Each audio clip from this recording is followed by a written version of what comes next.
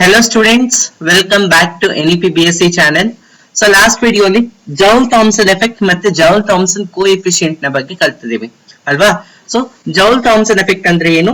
The phenomenon of change of temperature produced when a gas is made to expand adiabatically in a region of high pressure to region of low pressure.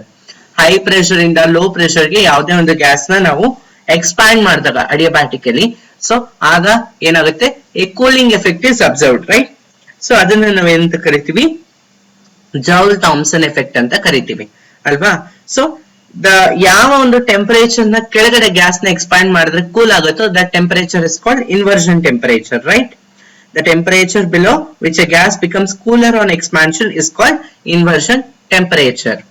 So inversion temperature ಗೊತ್ತಿರಬೇಕು, Joule-Thomson effect ಅಂದ್ರೆ ಗೊತ್ತಿರಬೇಕು, ಮತ್ತೆ Joule-Thomson coefficient experiment ಏನಿದೆ ಆ experiment ನ related Joule-Thomson coefficient ಯಾವ ತರ derive ಮಾಡಿದ್ವಿ ಅಂತ ನೋಡಿದ್ವಿ. ಸೊ ಈ ಒಂದು ವಿಡಿಯೋ ಅಲ್ಲಿ applications of Joule-Thomson effect, so Joule-Thomson effect ನ ಯಾವ ರೀತಿ ಅಪ್ಲೈ ಮಾಡ್ಕೊಂಡು ನಾವು ಏನ್ ಮಾಡಬಹುದು, ಸೊ ಇನ್ವರ್ಷನ್ ಟೆಂಪರೇಚರ್ ಅಥವಾ Joule-Thomson coefficient ನ ಒಂದು ಡಿರೈವ್ ಮಾಡುವಂತ ವೇ ಏನಿದೆ ಸೊ ಅದನ್ನ ನೋಡೋಣ. ಓಕೆನಾ? So let start. Application of Joule-Thomson efficient to real gases. So real gases ಮೇಲೆ Joule-Thomson coefficient ನ ಅಪ್ಲೈ ಮಾಡೋಣ. ಅಥವಾ ಇದನ್ನ ಈ ಕ್ವೆಶ್ಚನ್ ನ ನಿಮ್ಗೆ ಯಾವ ತರ ಕೇಳ್ಬೋದು ಅಂದ್ರೆ ಡೆರೈವೇಶನ್ of Joule-Thomson coefficient and inversion temperature ಅಂತಾನು ಕೇಳ್ಬೋದು. Derive an expression for Joule-Thomson coefficient and inversion temperature of a real gas ಅಂತ ಕೇಳ್ಬೋದು. ಓಕೆನಾ?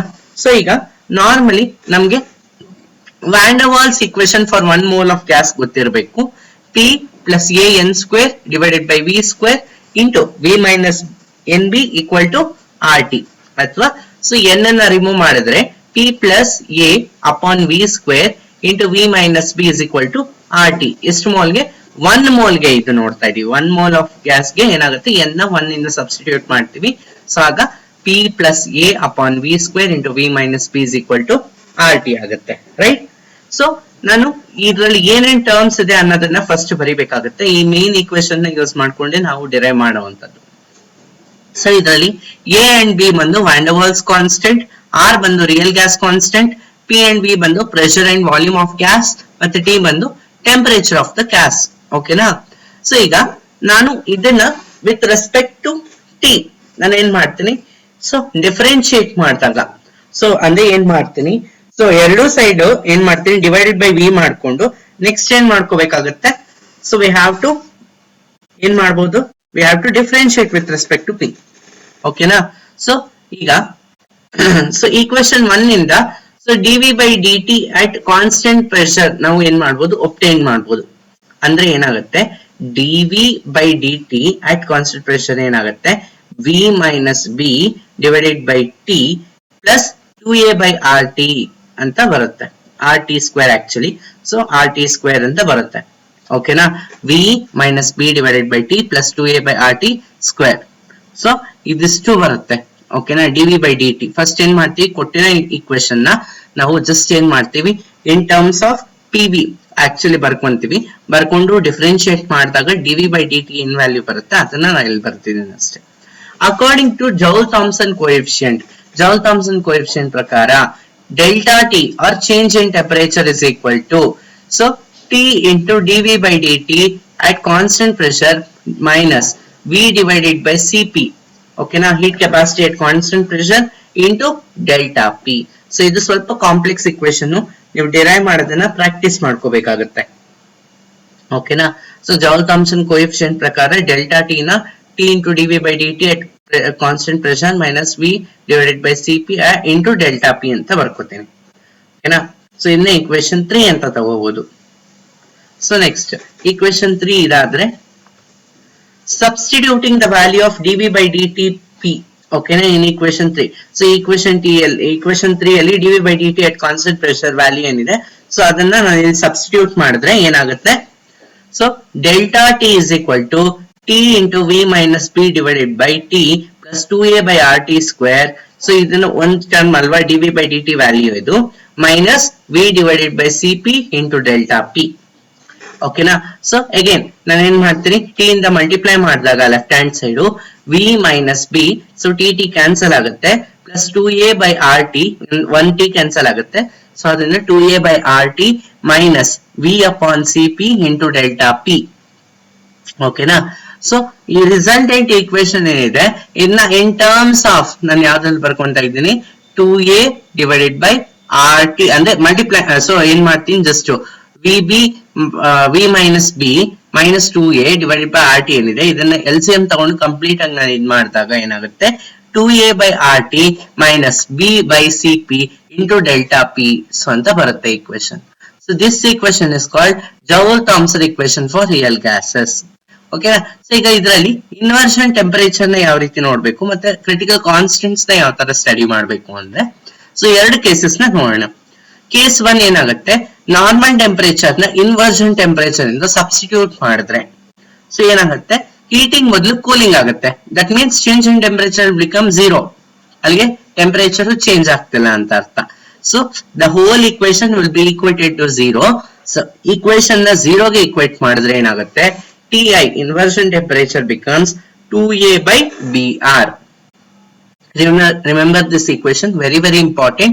Ti inversion temperature is equal to 2a divided by br. So ಇದನ್ನ ಕೇಳ್ತಾ ಇರ್ತಾರೆ, what is the equation for inversion temperature of a real gas ಅಂತ ಕೇಳಿದಾಗ Ti is equal to 2a divided by br. Okay na. So Ti is the inversion temperature whose value depends on the value of van der Waals constant a and b. A and b ಮೇಲೆನೆ inversion temperature depend ಆಗುವಂತದ್ದು. Next case 2 ತಗೊಂಡಾಗ T is less than Ti ತಗೊಂಡ್ರೆ ಓಕೆನಾ, so ಅವಾಗ ಏನಾಗುತ್ತೆ, 2a by rt becomes greater than b. ಓಕೆನಾ, 2a by rt ಅನ್ನೋದು b ಗಿನ್ನ greater ಆಗುತ್ತೆ. So that means 2a by rt minus b becomes positive. 2a by rt minus b ಅನ್ನುವಂಥದ್ದು ಏನಾಗುತ್ತೆ, positive value ಬರುತ್ತೆ. All gases with their initial temperature less than the inversion temperature should show cooling when subjected to Joule-Thomson effect. So initial temperature inversion temperature ಗಿನ್ನ less ಇದ್ರೆ ಯಾವುದೇ gases ಅಂತ gases cooling effect ಅನ್ನು ತೋರಿಸುತ್ತೆ Joule-Thomson effect ಪ್ರಕಾರ. So ಇದು ಬಂದು derivation of real van der Waals constant ಮತ್ತೆ ಇನ್ವರ್ಷನ್ ಟೆಂಪರೇಚರ್. ಇನ್ವರ್ಷನ್ ಟೆಂಪರೇಚರ್ ಗೆ ಯಾವ ರೀತಿ ಈಕ್ವೇಶನ್ ಅನ್ನು ನೋಡಬೇಕು ಅನ್ನೋದು ಅರ್ಥ ಆಯ್ತು. ಸೊ ಈ ಈಕ್ವೇಶನ್ ನ ಇನ್ನ ಒಂದು ವೇ ಇಂದ ಡಿರೈವ್ ಮಾಡಬಹುದು, ಅದನ್ನ ಇನ್ನೊಂದು ವಿಡಿಯೋ ಅಲ್ಲಿ ನಾನು ಡಿಸ್ಕಸ್ ಮಾಡ್ತೇನೆ. ಸೊ ಯಾವ ರೀತಿ ಅಂತ, ಸ್ವಲ್ಪ ಕಾಂಪ್ಲೆಕ್ಸ್ ಮೆಥಡ್ ಅದು. ಸೊ ಅಲ್ಲಿ ಏನ್ ಮಾಡ್ಬೇಕು ಅಂತ ಹೇಳ್ತೇನೆ. ಓಕೆನಾ. So next concept, bond energy and enthalpy of formation. So bond energy ಮತ್ತೆ ಫಾರ್ಮೇಶನ್ ಎಂಥಾಲ್ಪಿ ಡೆಲ್ಟಾ ಹೆಚ್ ಸೊ ಏನಿದೆ, ಸೊ ಇದ್ರ ವ್ಯಾಲ್ಯೂ ಥರ್ಮೋಡೈನಮಿಕಲಿ ಏನಾಗುತ್ತೆ. ಸೊ ಬಾಂಡ್ ಎನರ್ಜಿ ಅಂತ ಹೇಳಿದಾಗ the amount of energy required to dissociate one mole of bond, ಅಂದ್ರೆ ಯಾವುದೇ ಒಂದು mole of bond ನ ಬ್ರೇಕ್ ಮಾಡೋದಕ್ಕೆ ಎಷ್ಟು ಎನರ್ಜಿ ಬೇಕು ಅನ್ನ bond energy or bond dissociation energy ಅಂತ ಕರಿತೀವಿ. It is equal to amount of energy released when one mole of bond of a particular type of form. So it is also called as bond energy, bond dissociation energy ಅಂತಾನೂ ಕರಿಬಹುದು, ಅಥವಾ bond association energy ಅಂತಾನೂ ಕರಿಬಹುದು. ಯಾಕೆಂದ್ರೆ ಒಂದು bond form ಆಗೋಕ್ಕೆ ಎಷ್ಟು energy ಬೇಕೋ ಅನ್ನ ಡಿಸ್ಟ್ರಾಯ್ ಮಾಡೋಕ್ಕೂ ಕೂಡ ಅಷ್ಟೇ ಎನರ್ಜಿ ಬೇಕಾಗುತ್ತೆ. Hence enthalpy of formation is equal to enthalpy of dissociation. To calculate the enthalpy of formation of a compound, bond energy values of various bonds in a compound are to be known and vice versa. So ಯಾವುದೇ ಒಂದು compound ಅಲ್ಲಿ bond ಎನರ್ಜಿನ calculate ಮಾಡಬೇಕು ಅಂದ್ರೆ ಪ್ರತಿಯೊಂದು initial bond energies ನಾವೇನ್ ನೋಡ್ಬೇಕಾಗುತ್ತೆ. So ಆಗ ನಮ್ಗೆ so ಏನು enthalpy of formation delta h is equal to formula ಪ್ರಕಾರ ಹೋದ್ರೆ amount of energy required to dissociate all the bond of the reactant minus amount of energy liberated during the formation of product. So ಒಂದು bond ಎಲ್ಲಾ bonds ನ dissociate ಮಾಡಕ್ಕೆ ಎಷ್ಟು total energy ಬೇಕು ಅದು minus energy liberated during the formation of product. So ಎಷ್ಟು energy liberate ಆಗಿದೆ, so ಅದನ್ನ ಮೈನಸ್ ಮಾಡಿದ್ರೆ ನಮ್ಗೆ enthalpy of formation ಸಿಗುತ್ತೆ. Or we also have one more formula, delta H is equal to bond energy of all bonds minus bond energy of all bonds of the products. ಅಂದ್ರೆ reactant ಅಲ್ಲಿರುವಂತಹ ಪ್ರತಿಯೊಂದು bonds ನ energy minus bond energy of all the products. So all the products ಅಲ್ಲಿ ಎಷ್ಟಿದೆ ಅದರ ಒಂದು bond energy. Enthalpy of formation should always B negative.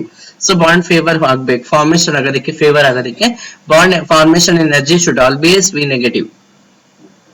So ಇದು ಒಂದು bond energy and enthalpy of formation. So ಇವತ್ತಿನ ವಿಡಿಯೋ ಅಲ್ಲಿ ಎರಡು ಅಂದ್ರೆ ಒಂದು ಡಿರೈವೇಶನ್ ನೋಡಿದ್ವಿ, ಮತ್ತೆ ಇನ್ನೊಂದು ಬಾಂಡ್ ಎನರ್ಜಿ ಬಗ್ಗೆ ತಿಳ್ಕೊಂಡ್ವಿ. ಓಕೆನಾ? ಸೊ ಈಗ ನೆಕ್ಸ್ಟ್ ಇನ್ನ ಒಂದು ಕಾನ್ಸೆಪ್ಟ್ ಇದೆ, ಅದಾದ್ಮೇಲೆ ಪ್ರಾಬ್ಲಮ್ಸ್ ಇದಾವೆ. ಸೊ ಪ್ರಾಬ್ಲಮ್ಸ್ ಏನಿದೆ ಅನ್ನೋದನ್ನ ನೋಡೋಣ. So that's it for today. If you like this video, please like, share and subscribe to my channel. Thanks for watching.